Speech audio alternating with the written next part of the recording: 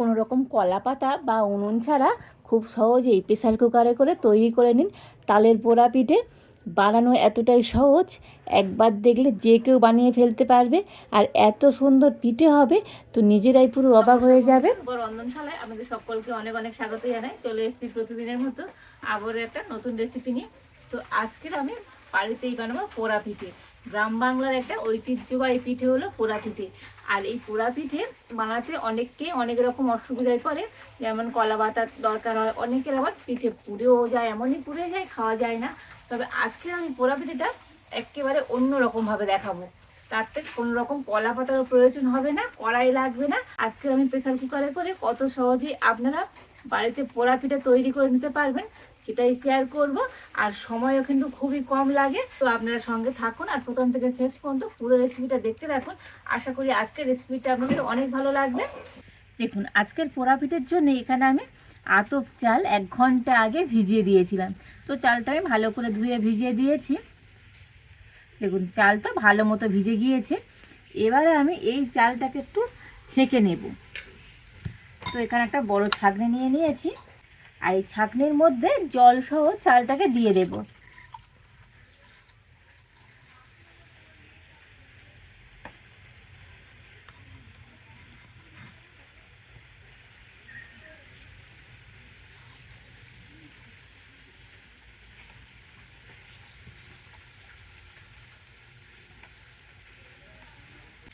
আর এবার দেখুন, এখানে একটা কুলো নিয়ে নিয়েছি, আর এই কুলোর মধ্যে চালটাকে একটু শুকনো হতে দেব। আর এই কুলোর উপরে একটা আমি সুতির কাপড় দিয়ে দিয়েছি। আর এবারে আমি চালটা নিয়ে এই কাপড়ের মধ্যে দিয়ে দেব।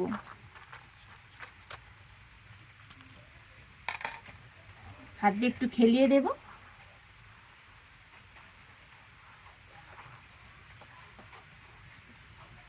আর এইভাবে করে দিলে চালটা কিন্তু একটুখানি ঝরঝরে হয়ে যাবে। তো চালের মধ্যে যে এই ভিজে ভিজে ভাব এটা আর থাকবে না। তবে এই চালটাকে রোদ্দুরে দেওয়ার প্রয়োজন নেই। যদি আপনারা চান তো একটু ফ্যানের তলাতে দিতে পারেন, তবে রোদ্দুরে দেওয়ার কোনো প্রয়োজন নেই। আর এইভাবে করে এখন চালটাকে আমি 15 মিনিট রেখে দেব। আমি আর ফ্যানের হাওয়াতে কি রোদ্দুরে কিছুই দেবো না, এই রান্নাঘরে খোলা হাওয়াতে রেখে দিলেই কিন্তু চালটা অনেকটাই ঝরঝরে হয়ে যাবে। তো চালটা একটু শুকনো হোক, আর ততক্ষণে আমি তাল থেকে তালের পাল্পটা বার করে নেব। তো তালটা আমি জল থেকে প্রথমে ভালো করে ধুয়ে নিয়েছি, আর তালের এবার এই মুখটাকে ছাড়িয়ে নেব।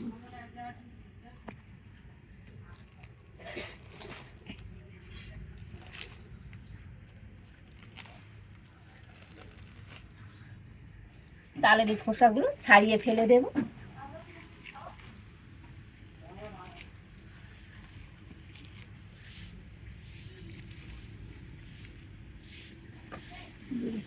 তো আজকে আমি তালের পাল্প বার করার জন্য এখানে একটা ঝুড়ি নিয়ে নিয়েছি। তো আমাদের গ্রামের দিকে তো এইভাবে ঝুড়ি দিয়ে কিন্তু তালের পাল্প বার করা হয়, আর এটা কিন্তু খুবই একটা সহজ পদ্ধতি। তো এটা দিয়ে এখন আমি তালের পাল্প বার করে নেব।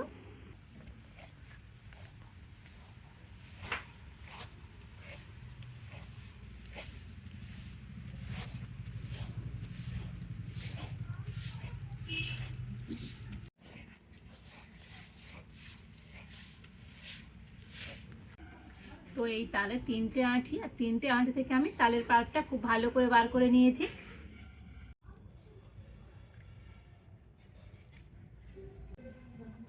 আর এই ঝুড়ির তাল ছানার একটা কি সুবিধা বলুন তো, যে তালের পাল্পটাকে আগে ছেঁকে নিতে হয় না।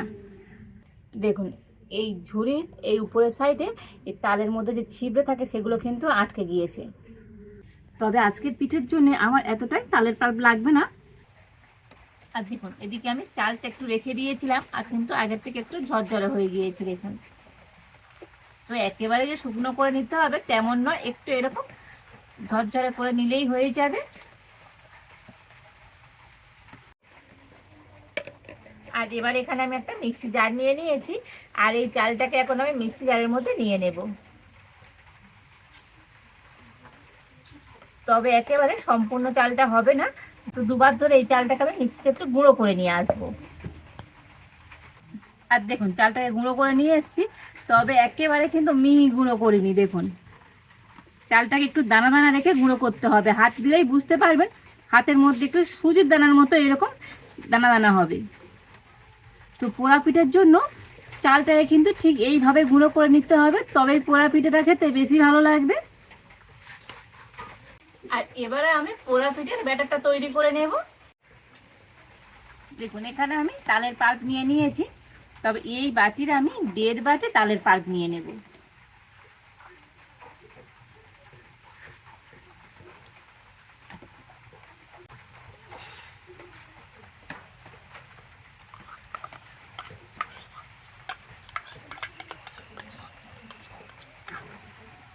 দেখুন এখানে আমি 1.5 বাটি তালের পাল্প নিয়ে নিয়েছি।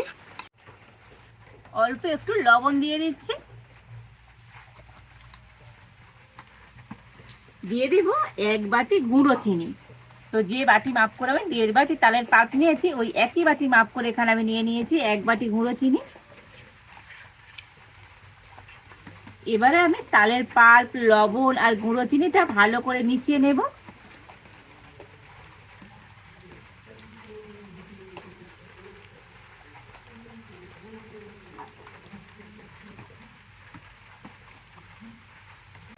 আর এখানে আমি গুঁড়ো চিনি নিয়েছি, চাইলে আপনারা গোটা চিনিও নিতে পারেন, তবে গোটা চিনি নিলে কিন্তু গলতে সময় লাগবে।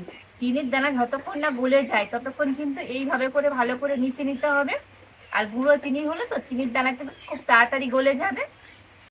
দেখুন এইভাবে করে সুন্দর করে মিশিয়ে নিতে হবে, আর মিশিয়ে নিলে দেখবেন তো একটা সুন্দর জেলি জেলি হয়ে যাবে। দেখুন,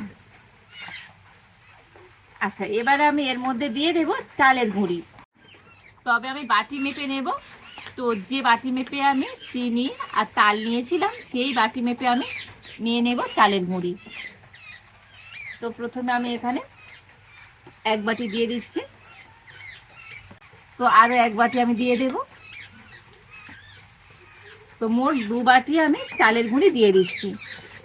তো যদি আরও লাগে তো পরে দেব। দিয়ে দেব একই বাটি মাপ করে 1 বাটি নারকেল কুড়ো।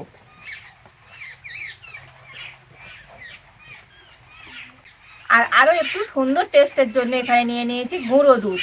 তো এখানে 4 চামচ গুঁড়ো দুধ আছে, দিয়ে দেব। আর এই গুঁড়ো দুধটা দিলে তো পোড়া পিঠাটা খেতে কিন্তু আরো অনেক সুন্দর লাগবে। আবারও আমি সমস্ত কিছু হাত দিয়ে একটু ভালো করে মিশিয়ে নেব। আর এই পোড়া পিঠের ব্যাটার যখনই তৈরি করবেন হাত দিয়ে একটু মেশাবার চেষ্টা করবেন, এতে করে ব্যাটারটা কিন্তু সুন্দরভাবে মেশানো যাবে, এতে করে পোড়া পিঠেটাও কিন্তু সুন্দর হবে।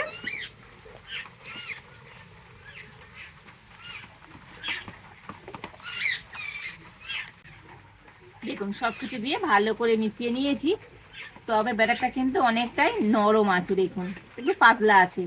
তো পোড়া পিঠের ব্যাটার আর একটু ঘন করে তৈরি করে নিতে হবে। তো তার জন্য আরও 1/2 বাটি আমি চালের গুঁড়ি দিয়ে দিচ্ছি। তো মোট এখানে আমি 2.5 বাটি চালের গুঁড়ি দিয়ে দিলাম। ভালো করে মিশিয়ে নেব।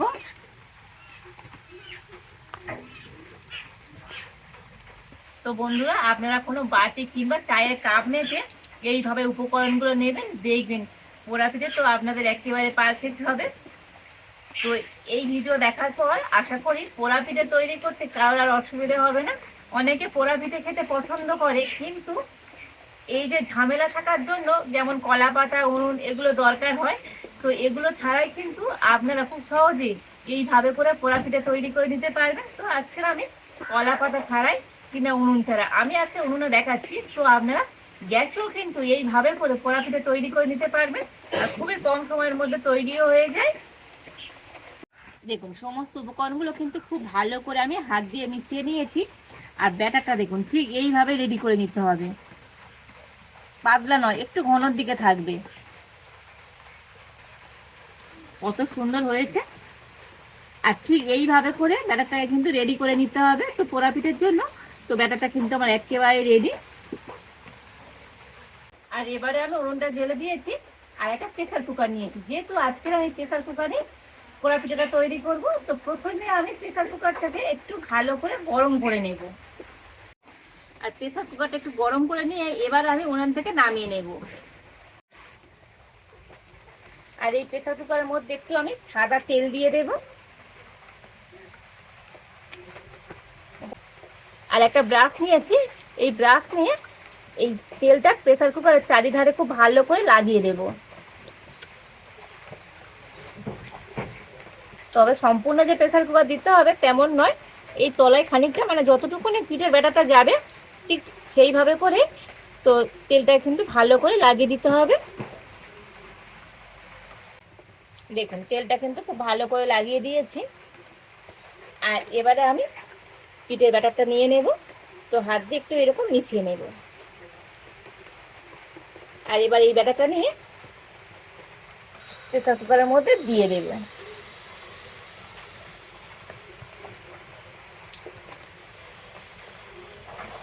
হাত দিয়ে একটু চারিধারে এইভাবে ছড়িয়ে ছড়িয়ে দেব।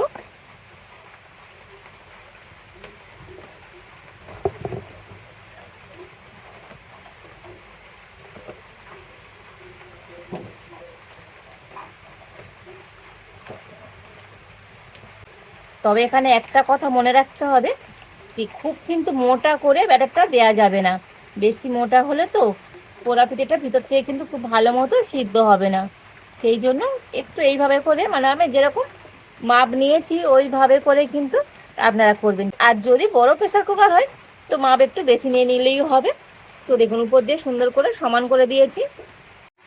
আর এবারে আমি সেই ব্রাশটা তেল দিয়েছিলাম, তো ব্রাশটা দিয়ে উপরটা কিন্তু একটু ভালো করে সমান করে দেব। দেখুন সুন্দরভাবে কিন্তু উপরটা সমান হয়ে গিয়েছে। আর এবারে দেখুন এখানে আমি একটুখানি কাজু আর কিশমিশ নিয়েছি, তো দিয়ে দেব। তো একটুখানি আমি গুছিয়ে গুছিয়ে দিয়ে দেব। তো আপনার হাতের কাছে যদি না থাকে কাজু আর কিশমিশ নাও দিতে পারেন, তবে একটু দিয়ে দেখবেন। পোড়া পিঠেটা দেখতে যেমন সুন্দর হবে, খেতেও দারুণ লাগে।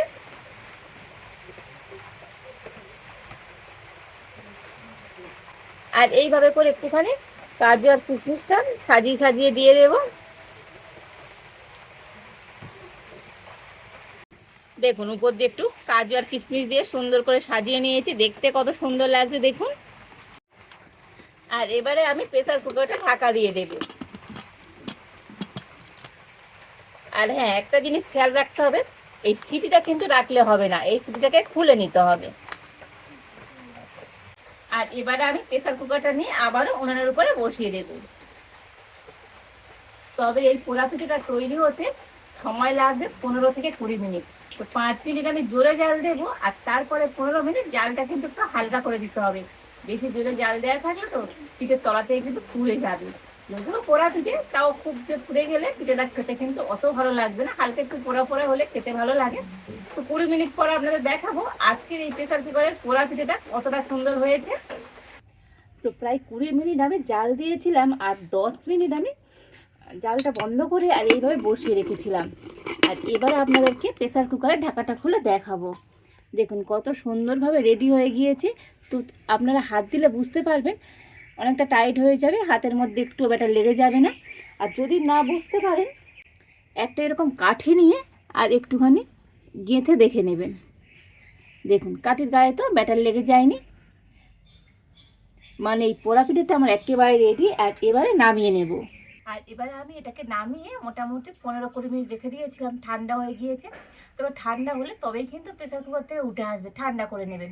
আর এবার আপনাদের দেখাবো তো কত সুন্দর হয়েছে আজকের এই পোড়া পিঠেটা। যেহেতু প্রেসার কুকারের মুখটা ছোট, তো গোটা কিন্তু পোড়া পিঠেটা বার হবে না, তার জন্য একটা ছুরি নিয়ে নিয়েছি। ছুরি দিয়ে এটাকে কেটে কেটে বার করব। প্রথমে আমি ধারটাকে একটু এইভাবে ছাড়িয়ে নেব। এবার আমি মাঝখান দিয়ে এইভাবে কেটে নেব।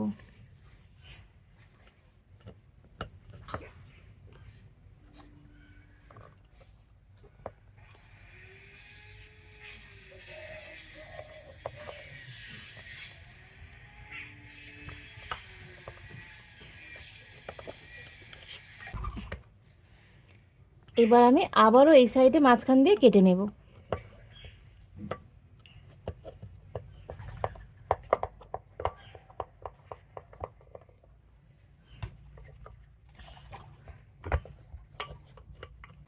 আর এবারে আমি একটা সাইড এইভাবে তুলে নেব। দেখুন কত সুন্দরভাবে পিঠেটা উঠে এলো দেখুন।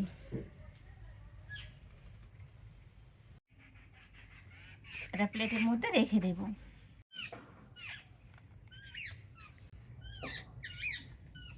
দেখুন সম্পূর্ণ পোড়া পিঠাটা তুলে নিয়েছি, কতটা সুন্দর হয়েছে। তো মাঝখান দিয়ে আবার একটু কেটে নেব।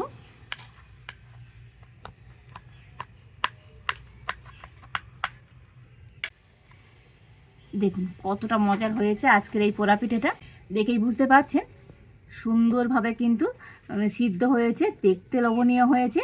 আর পিছনে দেখুন হালকা হালকা পুড়ে গিয়েছে। তো পোড়া পিঠে একটু হালকা না পোড়া হলে আবার খেতে ভালো লাগে না। দেখুন একটু হালকা পুড়েছে, কতটা মজার হয়েছে আজকের এই পোড়া পিঠেটা।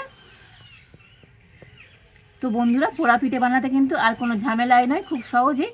তো আপনারা বাড়িতে প্রেসার কুকারে করে এইভাবে পোড়া পিঠে একবার তৈরি করে দেখুন, প্রত্যেকে ভীষণভাবে পছন্দ করবে। আর এতটাই সহজ, একবার যে কেউ দেখলে বানিয়ে ফেলতে পারবে বাড়িতে। কতটা সুন্দর হয়েছে।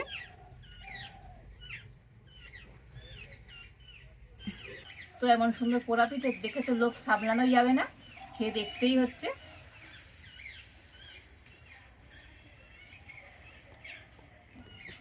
অসম্ভব সুন্দর হয়েছে। আর এই ব্যাটারের মধ্যে যে একটু দুধ দিয়েছিলাম, এতে করে সুন্দর টেস্ট হয়েছে আর সুন্দর একটা গন্ধ বার হয়েছে। অসম্ভব সুন্দর লাগছে খেতে। তো বন্ধুরা, আর দেরি নয়, বাড়িতে বানিয়ে ফেলুন প্রেসার কুকারে করে পোড়া পিঠে। আর কেমন হয়েছে অবশ্যই কমেন্ট করে জানাবেন। আজকের আমার এই পোড়া পিঠের রেসিপিটা যদি আপনাদের ভালো লাগে, লাইক করে দেবেন, সবার সাথে প্রচুর প্রচুর করে শেয়ার করবেন। আর এই পর্যন্ত আপনারা ভালো থাকুন, সুস্থ থাকুন।